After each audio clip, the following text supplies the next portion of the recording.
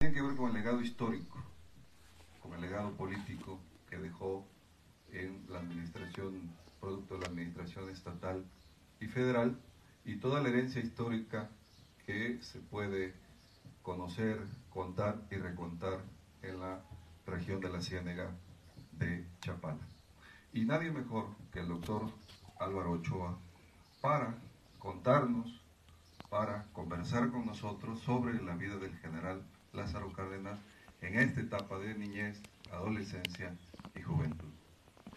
Me voy a permitir leer algunos datos del doctor Álvaro Ochoa Serrano. Es maestro en Historia por la Universidad Iberoamericana y doctor en Historia por la Universidad de California en Los Ángeles. Es miembro del Sistema Nacional de Investigadores, miembro de la Comisión Nacional para la Salvaguardia del Mariachi, miembro del Consejo Consultivo de Exexpur Radio Purépecha. Es profesor investigador del Centro de Estudio de las Tradiciones del Colegio de Michoacán, donde desarrolla el proyecto Personajes y Tradiciones Populares del Occidente de México. Algunas de sus publicaciones: Los Insurrectos de Mezcala y Marcos, una relación crónica de una resistencia en Chapala por el Colegio de Michoacán en 2007. Afrodescendientes sobre piel canela, impresa por el Colegio de Michoacán en 2011. Mitote, Fandango y Mariacheros, producido por la Casa de la Cultura del Valle de Zamora, editorial Valladolid, More Valladolid, Universidad de Guadalajara y el Centro Universitario del Sur.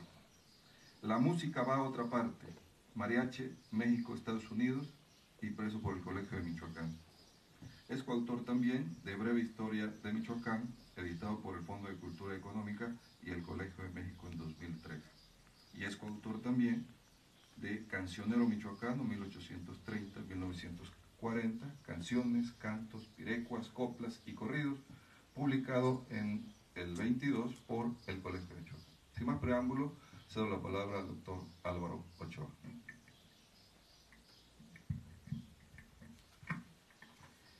Pues gracias por permitirme hablar,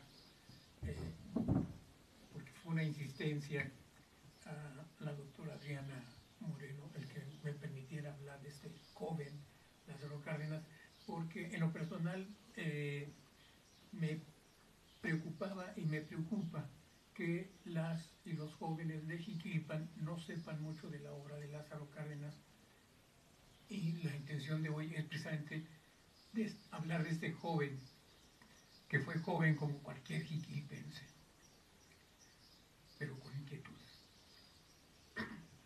Vamos a empezar con un fragmento del corrido de Lázaro Cárdenas y la canción Mujer idolatrada.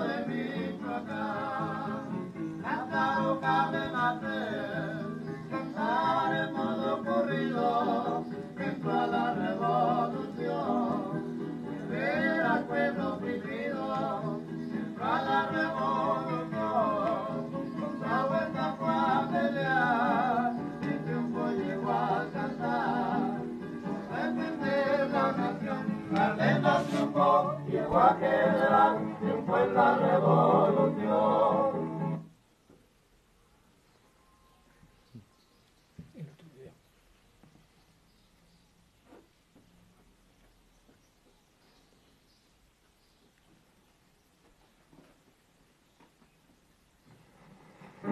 Esa es la mera buena. Esa es la mera buena.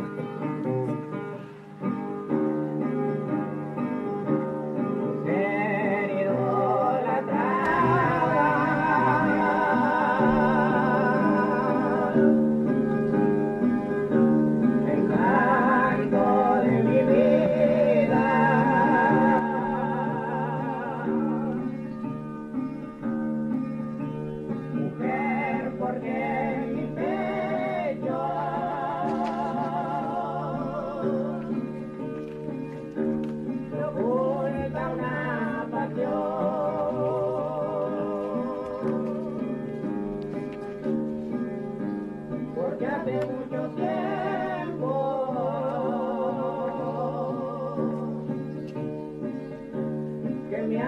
oprimida,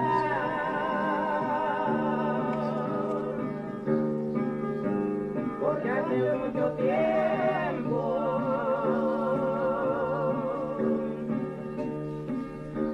palpita el corazón.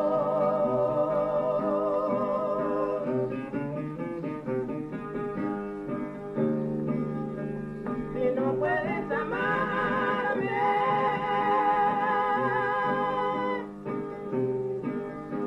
concédeme siquiera amor a un desdichado. Tranquila bonita,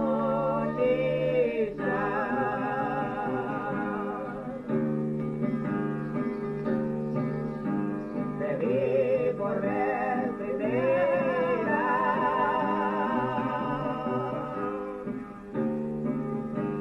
encanto de mi vida, seguí desde entonces, comenzó mi sufrir,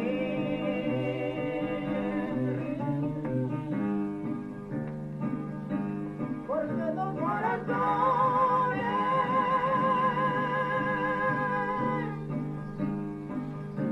no pueden ser unidos. Concédeme, amor mío, morirme tu piel.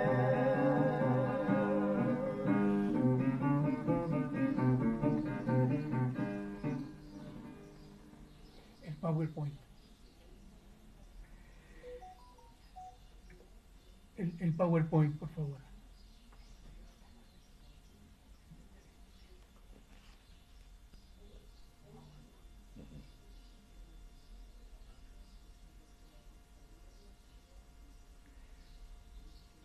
La primera imagen.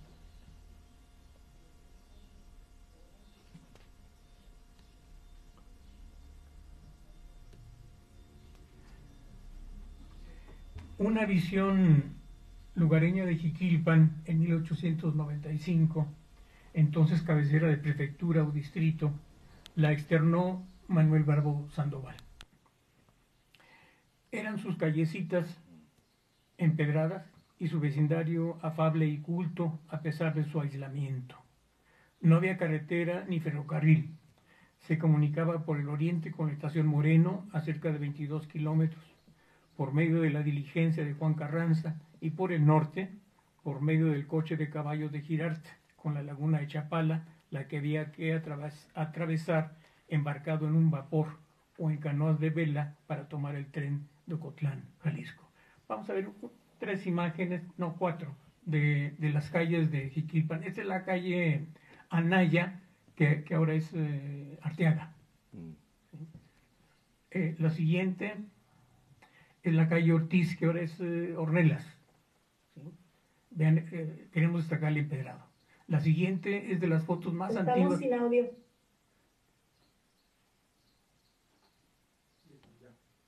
¿Ya? Listo. La que ven es de las fotos más antiguas de Jiquilpan, es la misma calle Ortiz, ahora Ornelas, es el costado de la plaza principal. Y la siguiente es la plaza, es la siguiente ilustración, es la plaza en 1892, que se le pone Plaza Colón, porque coincide con un centenario pues del entonces llamado descubrimiento de América. La Plaza Colón, que se llama hasta nuestros días. No necesito hablar aquí de la distinción social, ni nada, lo que se ve no se pregunta, diría Juan. Bueno, en un mundo pequeño todos se conocían, dice Barbo Sandoval. Los domicilios, aunque tenían nombre de las calles, La Rana, Santa Anita, San Cayetano, la Calle Real, la Alcantarilla, etc., siempre se daban por las señas, por acá Doña Pachita la Pureza, por acá Rosendo el Pío, por el Mesón de Munguía. Era suficiente cualquier dato de estos para dar con el domicilio buscado. Los muchachos de los diferentes barrios formábamos palomillas y con frecuencia entablábamos batallas campales apedradas, los de San Cayetano, los de Santa Anita, los de la Puentecita. Pero si se trataba de ir contra los del Zaguayo, todos estábamos unidos y nos olvidábamos de nuestras diferencias. Le falta algo parecido a Jiquilpan para que se una. La siguiente imagen es la del niño Lázaro, si bien su partida bautismal en la parroquia se llama José Lázaro. ¿Sí? Bueno, sus padrinos eran de Mazamitla. La siguiente imagen es la de sus padres, Damaso y Felicitas, ¿no? Bien, podemos empezar a hablar a partir de los primeros años de José Lázaro en Jiquilpan. Bajo la tutela de sus padres, Damaso Cárdenas, pequeño comerciante, indiferente a la iglesia, y Felicitas del Río, devota sincera. A la edad de 6 años, en 1901, ingresó a la escuela que atendía a Merceditas Vargas y refiere: concurríamos 12 alumnos con cuota de 2 pesos mensuales que pagaban mis padres. Allí aprendí las primeras letras. 2 años después, en 1903, entró a la única escuela oficial de niños a cargo del maestro Hilario de Jesús Fajardo, ex seminarista, oriundo de Zamora. Ese mentor, entusiasta seguidor del esperanto y que alentaba el ejercicio de la homeopatía para el sostén familiar, dejaría imborrable recuerdo en el discípulo lugareño. El profesor Fajardo atendía 300 alumnos, auxiliándose mediante el sistema de monitores con alumnos del 3er y 4er años. Cariñoso y enérgico cuando así lo merecíamos. Rafael Searo, mi mentor, un antiguo compañero de escuela, recuerda al niño Lázaro Cárdenas del Río jugar a la guerra por su cuenta con carrilleras de olote al pecho. Imitaba a los soldados republicanos que batallaron contra los franceses en la Trasquila en noviembre de 1864, al poniente de la pequeña urbe. Bueno, antes de mostrarles lo de la batalla de la Trasquila, mostrarles la casa de Lázaro Cárdenas. Esto es cuando justo estaban haciendo la carretera, y del lado izquierdo se ve ahí una casa media rústica y luego una de construcción. La rústica que van a derribar es la del entonces presidente Lázaro Cárdenas. El puente está por construirse. La siguiente ilustración, ahí está la casa natal, y justo el trazo de la carretera, como pueden ver, afectó la casa.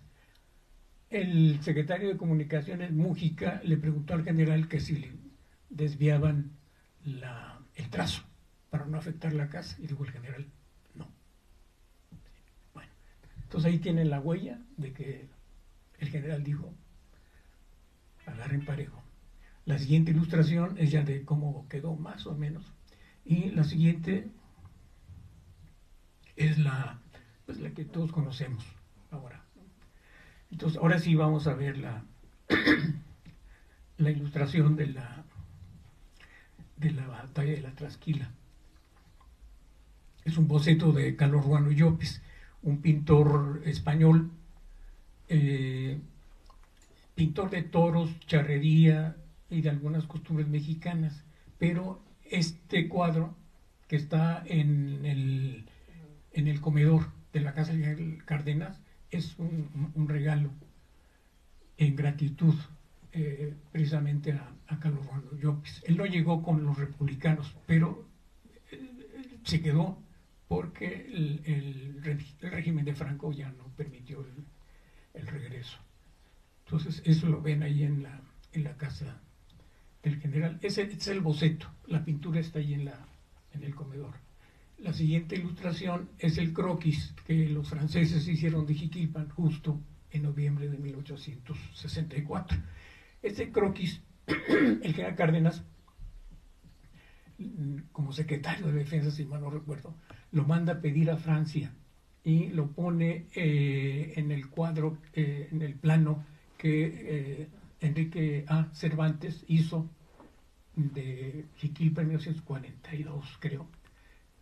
Y en el cuadro del plano de Jiquilpan, el tamaño, si echan la imaginación, si lo han visto ya a la entrada de la biblioteca, es casi el mismo tamaño del de 1899. O sea que en todos esos años Jiquilpan no creció mucho. Y esto le queremos destacar porque el general Cárdenas precisamente mandó pedirlo. Este no, pero él mandó pedirlo y lo ven también este croquis ahí en ese cuadro de Enrique A. Cervantes, del plano. Bueno. Vivía entonces los últimos años de la dictadura porfiriana. En esos términos, el hijo del pequeño comerciante Dámaso y su esposa Felicitas prefería escuchar a los lugareños mayores, las pláticas de los adultos.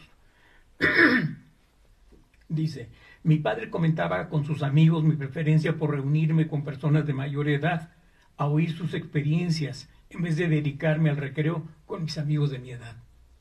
Además ya hablamos de que era este niño muy reservado y muy aislado, pero le gustaba jugar a la guerra.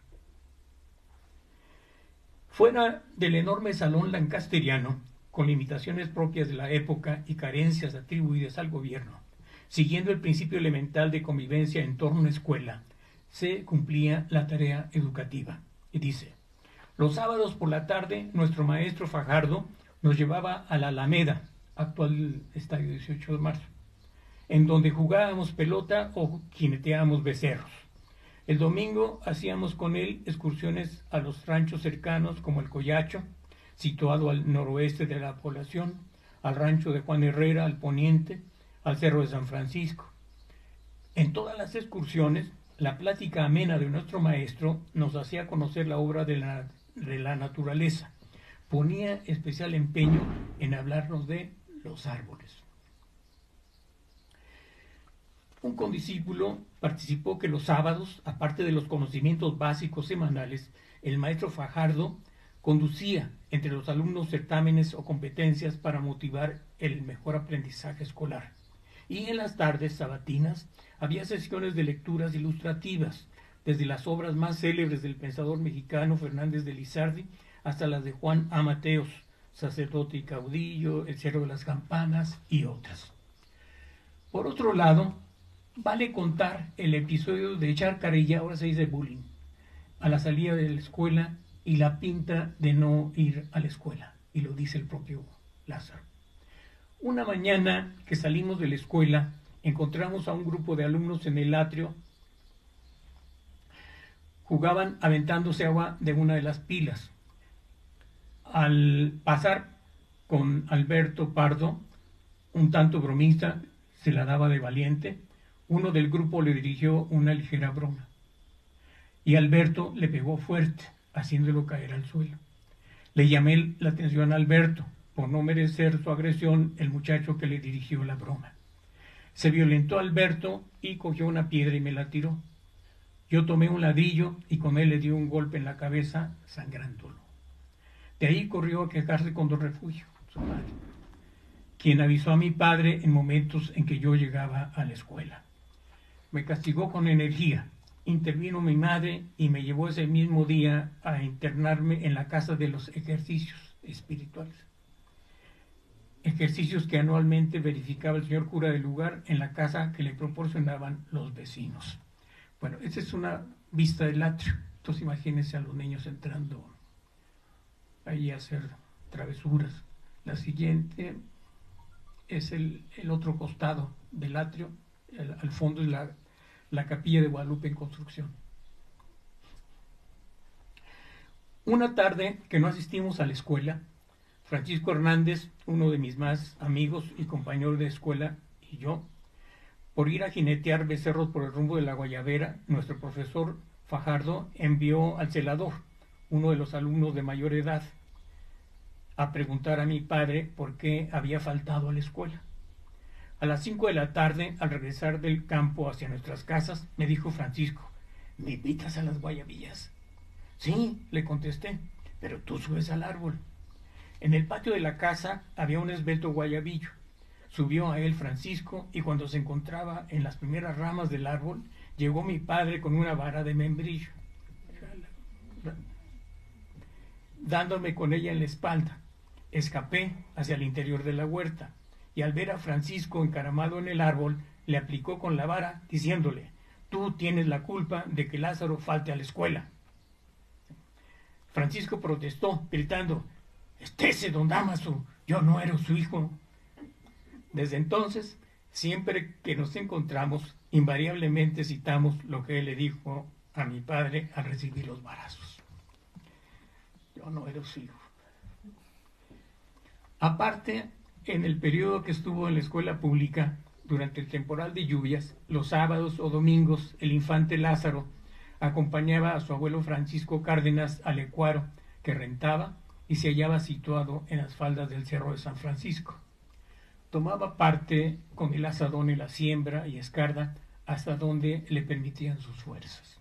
También, en un pueblo de artesanos, daba canilla al veterano abuelo en los trabajos de rebocería, en la redina de mano.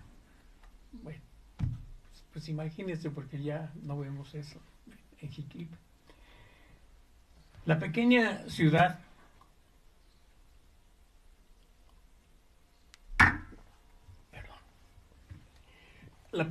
manifestaba su ambiente social en paseos. A ver, pues, creo que me equivoqué. No, es el paseo. Es el paseo. Uno de los paseos. Con música invariablemente. Y fiestas. Las cívicas del 5 de mayo y 16 de septiembre. Las religiosas del 1 de junio y 4 de octubre. El 1 de junio es cuando la Virgen de los Remedios llegaba a Jiquilpan para estarse medio año.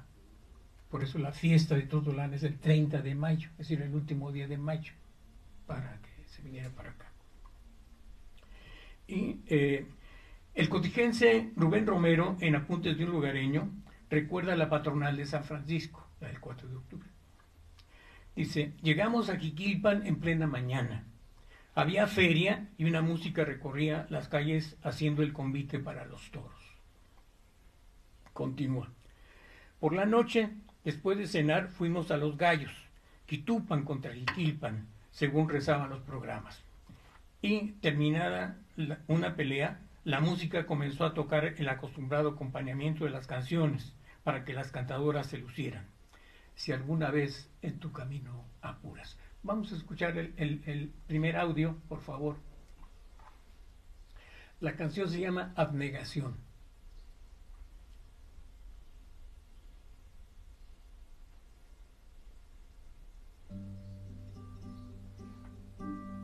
Si alguna vez tu camino apuras del placer,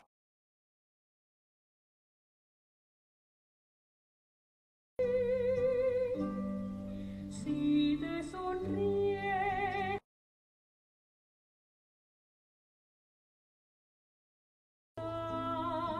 olvídate de mí.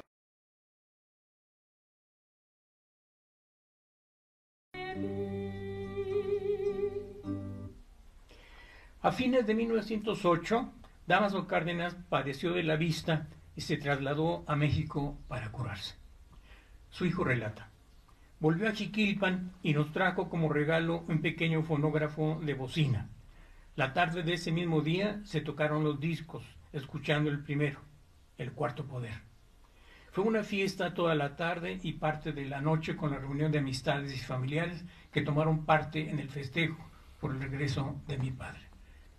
No hay estudiantes y les iba a preguntar cuál es el cuarto poder, pero bueno, nos reservamos. Vamos a escuchar el audio. La prensa.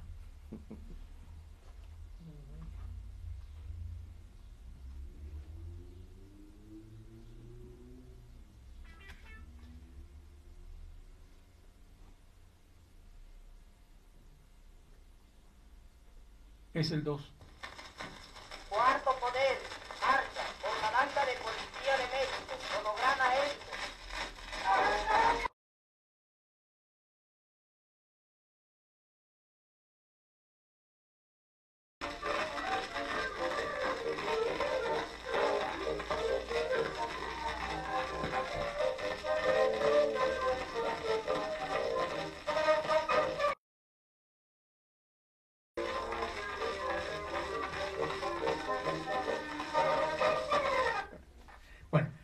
que se den una idea, es justo esa pieza, El Cuarto Poder, con discos de 78 que ya se rompían. Escucharon que al principio dicen Cuarto Poder, bla, bla, bla, porque era mucho analfabetismo. Entonces poca gente sabía leer lo que contenía el disco. Además del gusto por la música, otras personas prestaban libros al lector entusiasta. El mismo Lázaro llegó a comprar la colección de Salgari, obra de aventuras, a un comerciante ambulante.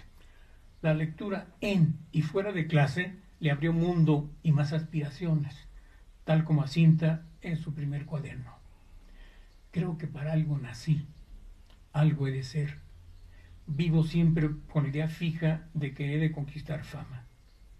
¿De qué modo? No lo sé. Una noche borrascosa soñaba que andaba por montañas con una numerosa tropa, libertando a la patria del yugo que lo oprimía. ¿Acaso se realizará esto? Puede ser. Para entonces, el adolescente Lázaro trabajaba de escribiente en la oficina rentística a cargo de Donaciano Carreón. El señor Carreón y su esposa Florentina Froilán, muy afectos a las fiestas sociales, organizaban números teatrales, bailes familiares y de exhibición. Dice, tomé parte en los lanceros, baile de pasos y caravanas. Usé un traje negro del señor Carreón que me adaptaron a la medida, largo el saco como levitón. Así vestimos varios muchachos, que con el traje causábamos más hilaridad a los concurrentes que el mismo baile de los lanceros. La siguiente. Este es el sello de la Administración de Rentas. Por supuesto que el puesto de escribiente en la Administración de Rentas no llenaba sus aspiraciones, sus pretensiones. Dice. Pues en este no se presentan hechos de admiración. El escribiente, no. Con la pluma no se consigue, no se conquista fama para hacerse temer. ¿De qué pues logro esta fama que tanto sueño? Tan solo de libertador de la patria. El tiempo me lo dirá. Bueno, ahí está el jovencito, trabajando en la administración y en la imprenta. Además, por su cuenta, aprendía de la gente madura y leída del lugar. Hacia 1911, huérfano de padre y para completar el sustento como hijo de la numerosa familia Cárdenas del Río, laboró en La Económica, imprenta que había traído a la ciudad Donaciano Carreón, el administrador de rentas. Al accidentarse, uno de los trabajadores quedó como responsable del chamaco. Vamos a ver dos ejemplos de impresión en la parte inferior. Ahí dice tipografía La Económica. Este es de 1909 y el siguiente es de 1910. Que ahí está la mano del jovencito, sí, con toda seguridad. En Cooperacha, un grupo de amigos compró la imprenta y le cambió nombre, le pusieron La Popular. José Lázaro se encargó completamente de ella. El lugar, aparte, funcionaba como centro de convivencia social, sitio al que llegaban las novedades. El 12 de mayo de 1911, el mencionado joven jiquilpense había dado principio a un diario, Partes en Clave. Los jóvenes de ahora ya no necesitan la clave, ya es otros tiempos de comunicación, pero en aquellos viejos tiempos nada más lo sabía la persona y a quién se dirigía el escrito. Partes en Clave, con objeto de que me sirva de recuerdo en el transcurso de los años. Va una selección para ustedes. Yo voy a decir jóvenes, pero están jóvenes. Junio 25. En la tarde de este día estuve en el parque mirando la belleza de varias flores hechiceras. Agosto 15. Yo quiero como primas, sinceramente, a Carolina del Río y Amparo Quirós. Los que son jiquilpenses de generaciones saben. Septiembre 4. Se ha apoderado de mí el dardo del amor. Amo sinceramente a Carolina del Río. Mi dicha es pensar en ella. Octubre 6. Hoy recibí de mi papá la bendición, encargándome cuidar a mi mamá y que me confesara por él. Esto lo quiero recalcar, porque incluso jovencitos de ahora andan diciendo que Lázaro, perseguidor de la religión, y no sé cuántas cosas. No confundan lo anticlerical con lo antirreligioso.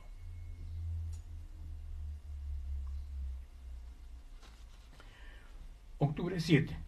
Hoy sábado a las 9:30 de la mañana dejó de existir mi papá. Octubre 8. Hoy a las 11:30 del día tuvo lugar el entierro de mi papá. Octubre 24. Hoy leí El sillón de Venus, libro amoroso donde adquirí lecciones sobre el particular. El sillón de Venus es un manual o libro erótico. ¿Sí? Mi generación vivió el de Jardín de Venus, no el sillón de Venus, pero sí el Jardín de Venus o el jardín perfumado. Noviembre 20. Amo en secreto a Elena Herrera, no atreviéndome a manifestárselo. Junio 19 de 1912. Hoy empecé a poner en juego cuantos medios estén a mi alcance para conquistar a Cristina Betancourt. ¿Cuántas muchachas van?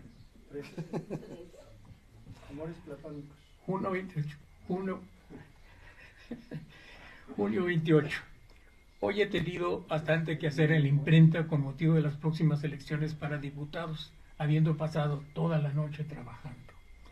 Me acompañó Francisco Medina, corridero invidente, y Francisco Álvarez, quien nos distrajo tocando una séptima, una guitarra. Julio 1.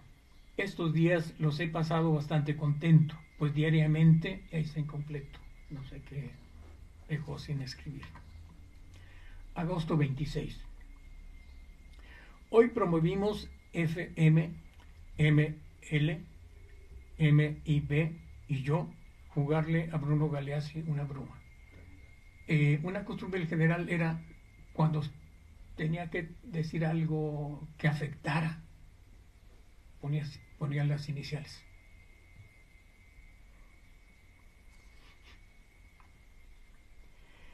Llevamos a Enrique Canela a la imprenta y lo vestimos de mujer, dándole instrucciones acerca del papel que tenía que representar. A las 9 de la noche llegó Bruno a la imprenta. Había una luna espléndida. Habíamos convenido con en ir en busca de intrigas amorosas.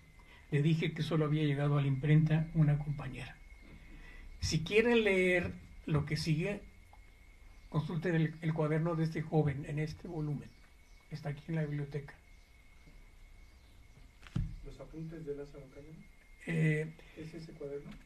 Bueno, ¿O es otro? están los apuntes, que son 4 volúmenes, pero la UNAM recientemente, ¿cómo se dice?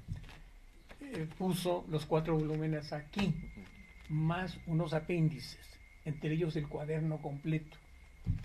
Y en el cuaderno están bueno, ya yo le completé, pero están los vacíos con números, pues, en claro. Está completo. Bueno, entonces los dejamos a la imaginación. ¿Qué pasó? Enero de 1913.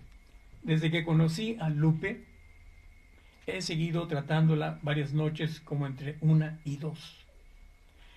Me he salido de mi casa para irme en casa de Lupe. Enero 2. Este día en la madrugada, al volver a mi casa de la de Lupe, ya me esperaba mi mamá, pues había advertido mi salida a las 11 de la noche. No, ¿para qué les digo a los jóvenes de ahora? El horario del noviazgo, de la plática. Febrero, estoy en duda si es febrero 1. Este día en la tarde estuve en el parque en compañía de varios amigos, habiendo visto en dicho paseo a la señorita Elena Herrera, de quien mi corazón se haya apasionado. La amo en el alma. La imprenta fue su cuartel general de operaciones amorosas. Sin embargo, la edición de un manifiesto rebelde cambió el rumbo de la vida al joven impresor. La encomienda divulgadora de los alzados de Rentería Lubiano en junio de 1913, mientras estos ocupaban la hacienda de Guaracha, ya sin árboles al frente, pero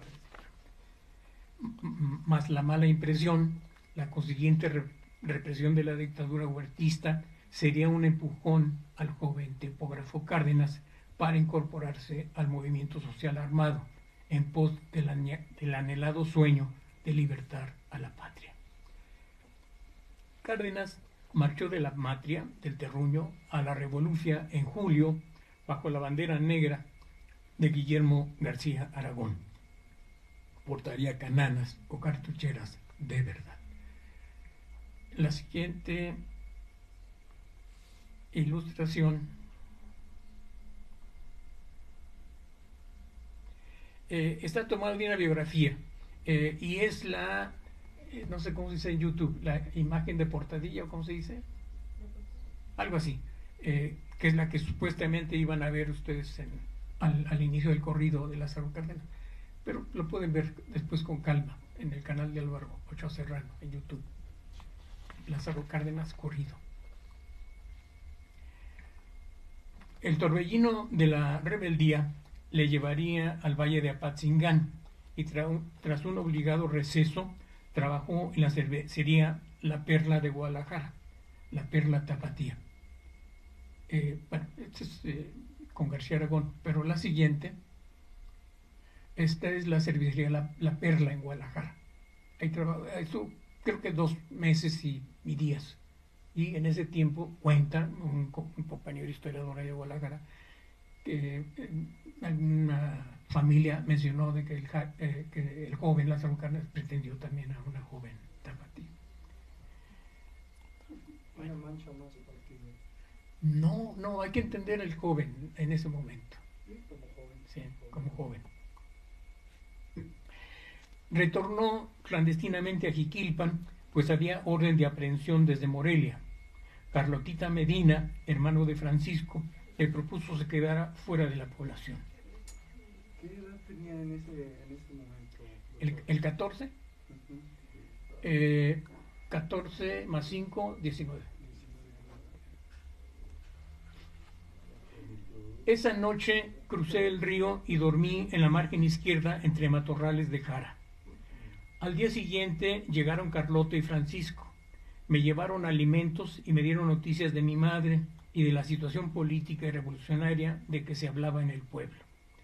Mientras yo tomaba los tacos, Francisco, que había llevado su guitarra, cantó un corrido a la Revolución y el señor Madero, así como canciones, Mujer idolatrada, y otras canciones que acompañó también Carlota con su espíritu alegre. Pues, ni cómo forzar la memoria de ustedes que se acuerden de Carlotita, muy bajita. Vamos a escuchar un fragmento de otra versión de Mujer idolatrada, un fragmento, nada más para que se den una idea. Una idea. Bien.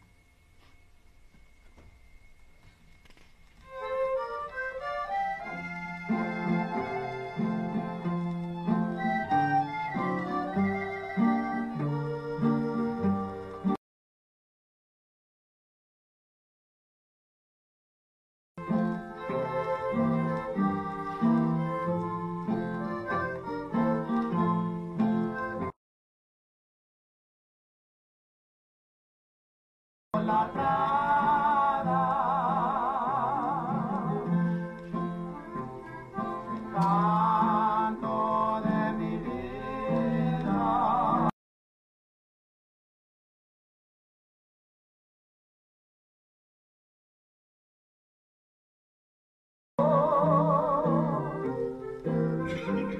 Oculta una pasión. En la noche de ese día, Lázaro atravesó el río y unos potreros hasta llegar al barrio de San Cayetano. Entonces imagínense Tatolán venir hacia el barrio de San Cayetano. De hecho, era la ruta que sería también la Virgen de los Remedios cuando venía de visita a Jiquil. Entraba por ahí, por San Cayetano. A las 3 de la mañana toqué en la casa de mi amigo Francisco Álvarez, situada al lado de la casa de mi tío abuelo José María Pinedo. Contestó Soledad Rocha, la esposa de Francisco. Me di a conocer y abrió la puerta diciendo, pasa prisa. Y agregó, a Pancho lo vigilan y no se queda aquí. Pasé esa madrugada allí y al día siguiente en la noche me trasladé a la casa de mi tía María de Jesús Pinedo de Novoa. Para hacerla de emoción, Francisco Álvarez le puso al tanto de los movimientos revolucionarios y la proximidad del contingente rebelde al mando de Eugenio Zúñiga en las cercanías de Tizapán. El fugitivo Cárdenas encontró refugio en su propia casa paterna, oculto en el Troje, y a los 3 días le dijo a su mamá Felicitas, quiero salir al barrio de San Cayetano, en donde en una cerca de piedra dejé unos documentos del general García Aragón que considero de interés. No salgas, hijo, te buscan. Me precisa ir por esos documentos y ahora que se ha retirado el destacamento federal es oportuna mi salida. Y ahí va. Pero al llegar a una esquina, casa habitación de Luis Monares, frente a la capilla de San Cayetano, estaban 2 policías con pistola en mano y apuntándole gritaron, ¡te llaman de la prefectura! Vamos, les dije, pensando no llegaría a la prefectura, y efectivamente en el camino pude desprenderme de ellos. Caminé con ellos por la calle de San Cayetano, doblamos por la calle de los Santillán, calle Bustamante, hoy Octaviana Sánchez, y en la esquina de la casa de Concha Barca, tienda de abarrotes, entré y le pedí, o está Telmex ahí en esa esquina, entré y le pedí a María Bravo una limonada. En esos momentos ensayaba ella una guitarra con la canción Mujer idolatrada. Me sirvió el refresco y preguntó, ¿a dónde vas? Y le dije sonriendo, no voy, me llevan. Vamos a escuchar la versión jiquilpense de esta Mujer idolatrada con Tiburcio Mejía, uno de los tiluyos, y la maestra Josefina Marín. Esta la mandó que se la aprendieran el G. Cárdenas, ¿sí? Que se la aprendieran, y ahí está. Vamos a escuchar un fragmento también.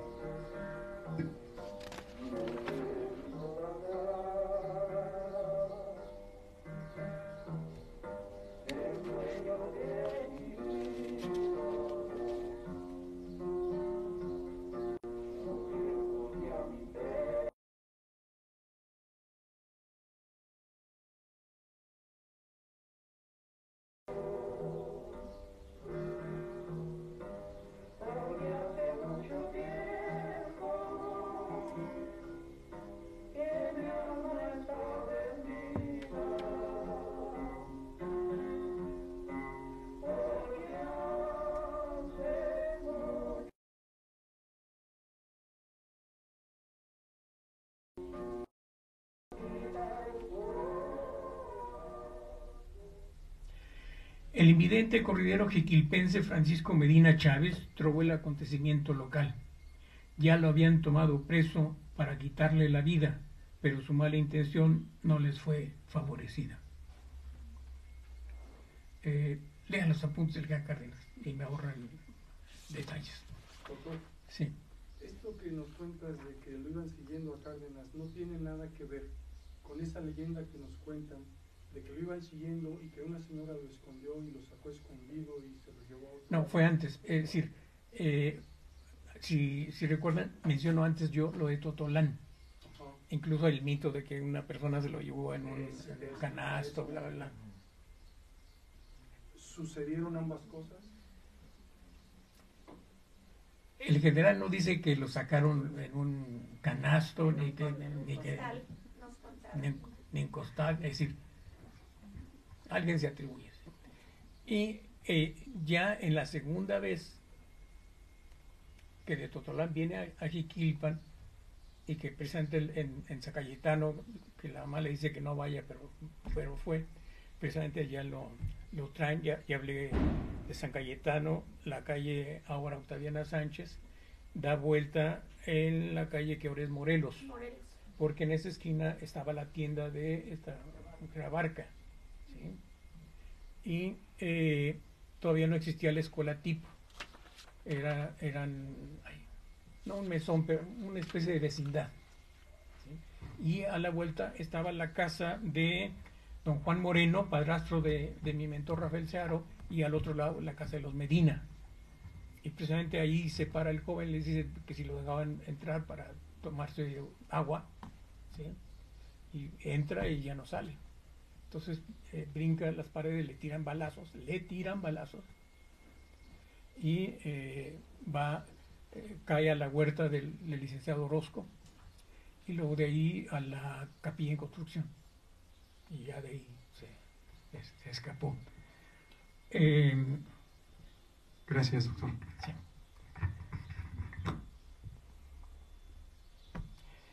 Enlistado en la fuerza de Eugenio Zúñiga, Lázaro concurrió a la toma de Guadalajara en julio de 1914. La entrada fue el 8 de julio, por eso la avenida 8 de julio en Guadalajara. Luego batalló en la línea divisoria del norte. Para febrero de 1915, el chamaco Cárdenas operaba con manejo de tropa en la frontera. No me acuerdo si sigue una ilustración militar. No, ya no, ahí le paramos. Tras tomar el tren para Nogales, Sonora, el 3 de marzo escribió en sus apuntes: hoy recogimos los haberes para regresar mañana. En la tarde estuvimos al otro lado. Así de simple la experiencia norteamericana. Continuó la campaña contra fuerzas villistas en Agua Prieta, Sonora, lapso en el que también describe su presencia al otro lado. 10 de abril. Hoy estuve en Douglas, Arizona, Estados Unidos de América. 12 de abril. Hoy volví a Douglas. En sus apuntes hay lugar para esta imagen muy personal y humana. 18 de abril. Hoy fui por las muchachas Núñez de Nacosaria a Douglas, habiendo andado con ellas en automóvil toda la tarde. Imagínense. Asimismo, continuaría paso a paso los deberes del servicio y la nota familiar. 21 de abril. Hoy en la noche y en compañía del pagador Pedro Gil fui a Douglas.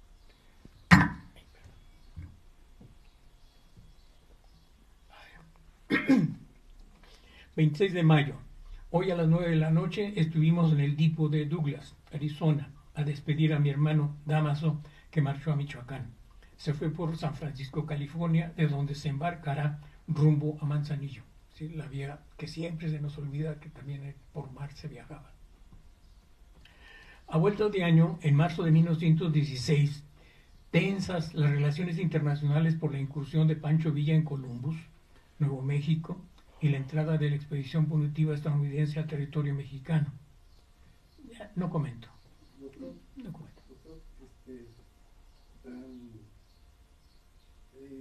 Yo hace poco leí que la incursión de Francisco Villa en Estados Unidos, en Columbus, fue porque el gobierno de Estados Unidos reconoció a Huerta, pero no estoy seguro si esta información es verídica, está bien. No lo sé. Bueno, el corrido dice que Pancho Villa entró a devolver la frontera, así es el corrido. Sí. Pero que sepamos, no le movió. Sí escogió una fecha, eso sí, una fecha patriótica. Ahorita no recuerdo, pero sí, por supuesto que le pensó para la entrada. Pero la entrada no era para devolver la frontera, sino para reclamarle al vendedor de armas que le había dado Parque de Salva. Lo demás ya lo saben ustedes. Por eso el orgullo y la popularidad de Villa. Pero no es ahorita el momento de hablar de la otra cara de Francisco Villa. Bueno, en sus apuntes. Hoy a las 4 de la tarde en tren militar salí para Cuchuta. De Douglas siguen saliendo gran número de mexicanos. Agua Prieta está siendo abandonada por todos los vecinos. Las familias se radican en Fronteras, Nacosari, Cumpas y demás pueblos del sur. La contestación de Wilson a la última nota del primer jefe Carranza fue que la fuerza punitiva no saldría de México sino hasta que probara el gobierno mexicano que podía asegurar toda la frontera. ¿Les suena familiar? Sí, claro. Sí. No se ha sabido aún qué determinación tome nuestro gobierno ante esta negativa. Todos creemos que la lucha diplomática debe haberse agotado ya y que el único paso que debe dar nuestro gobierno es obligar a la punitiva por medio de las armas a abandonar el país. En la práctica, ya en otras circunstancias, como gobernador de Michoacán o presidente de la República, utilizaría siempre un pacifista estilo de gobernar. Mismo estilo para derogar el artículo 8 del Tratado de la Mesilla, que permitía el libre tránsito de Estados Unidos por el istmo de Tehuantepec en abril de 1937, antes de la expropiación petrolera. En fin, en ese 1916, el chamaco Lázaro había cumplido 21 años. Antes de 1968 éramos mayores de edad a los 21 años o 18 casados. ¿Sí? Díaz Ordaz nos emparejó para fregarnos por el movimiento del 68. A la postre, años después, teniendo en su mente los recuerdos vivos de su juventud, dejaría un mensaje a propósito de su hijo Cuauhtémoc. Cada generación juvenil vive su época de romanticismo y de rebeldías. Recuerdo la impresión que me causaba ver pasar por la calle de la imprenta de mi pueblo natal las cuerdas, ahora sí mostramos las cuerdas, de prisioneros campesinos, custodiados unas veces por fuerzas regulares y otras por las acordadas de Huaracha. Creo que la última del PowerPoint, en la biblioteca, precisamente este es de los 2 encargos que le hizo a Clemente Orozco, el general. El ajusticiamiento de Roberto Alvírez, el que está cayendo a la tumba, y este de las cuerdas de Huaracha. Tomé el rifle y me incorporé a la revolución en 1913. Manifiesta inquietud e ideal en favor de causas populares. Si hay jóvenes que me están viendo en línea, les digo, porque ser joven y no ser inquieto es no tener madre naturaleza. Gracias.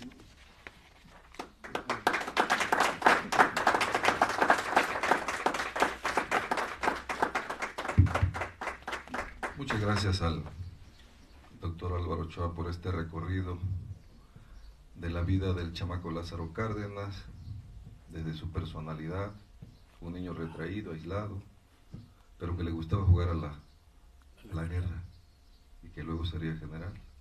La influencia del profesor Fajardo, determinante en la escuela, las costumbres que compartía con todos los demás muchachos jóvenes de un pueblo pequeño como Jiquilpan, y esos sueños e incertidumbres propias de la adolescencia también, que todos pasamos, el trabajo infantil, que podríamos considerar como trabajo infantil, un jovencito, su sentimiento hacia una cantidad enorme de mujeres, según de muchachas, que relata aquí el doctor Álvaro, la pérdida de su padre, una serie de sentimientos encontrados de perder a temprana edad a su padre, las lecturas que en ese momento llamaban la atención y que seguramente era muy recurrente entre los jovencitos, y por último sus convicciones revolucionarias que lo acompañarían no solo en el proceso revolucionario, sino posteriormente en todo el ideario